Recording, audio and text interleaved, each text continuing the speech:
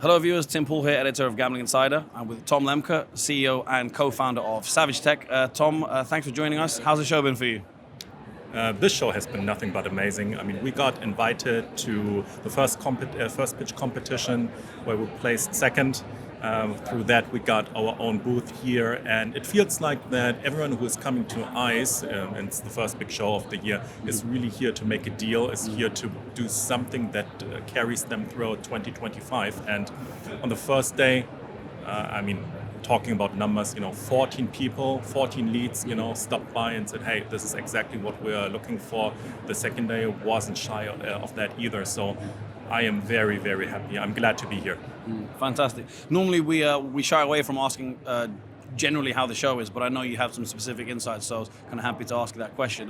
SavageTech, as you say, kind of startup phase. Some watching might not be familiar with the technology, but I have a personal feeling that they will be soon enough. Gamification and retention, massive at the moment, and that's central to what you're doing. Talk us through maybe some of the latest developments that you guys have had since we last spoke on the huddle.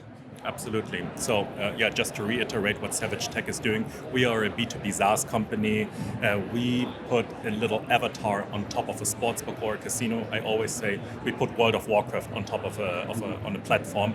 And anytime the user generates turnover for the operator, they receive action points that they can use in order to advance in the game. And this is really important to make this sort of distinction that our gamification works differently than other gamifications in the market because it's an actual game. It's a freemium game that you could download in an iOS or Android store, and this makes all the difference for the cohort of the generation Y and Z, so those 18 to 29, 35-year-old male. They immediately understand what is going on. In terms of product development, what we have been cooking up over the last few months is we just released our skins technology that allows us for full customization, not only of the avatar.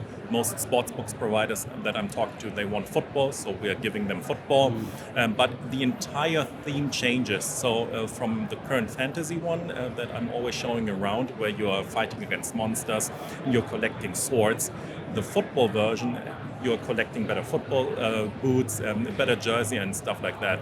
And the next big feature that I'm really proud of that we are going to release is you get to acquire customers as well. So for those of you who are familiar with the World of Warcraft raid mechanic, we let the users create their own team, invite friends, and all of the turnover is then being counted against one big monster. There's another social leaderboard where your clan is basically being ranked, and there's social interaction between those team members, and we're very much looking forward to releasing that.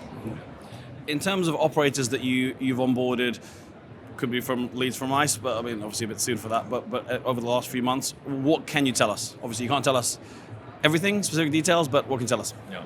So we're very close of going live with the sportsbook operator from Germany, which is quite massive for us because it's such a regulated territory.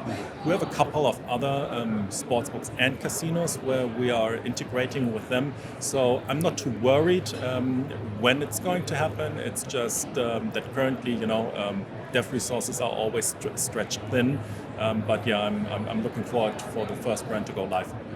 And a final question from me: 2025. What are you kind of looking to achieve goals and targets? But also in the long term, I know it's early for you, but in terms of development, could potentially M&A be an exit route for you one day?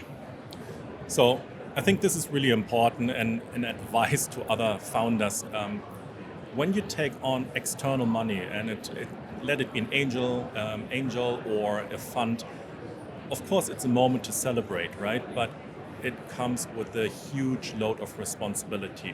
So we are backed by Tar Heel Capital from Poland, and they also backed Grid Esports, meaning that we took on the responsibility to making sure that the capital that they deployed in us actually has a multiplier on it. So while I do not think about how an M&A or an exit could look like at this point in time, I know that further down the line, something needs to happen so our investors get the return that they deserve for trusting us in the first place. Well, Tom, thank you very much for your time and best of luck with everything you're looking to achieve. Thank you very much for having me.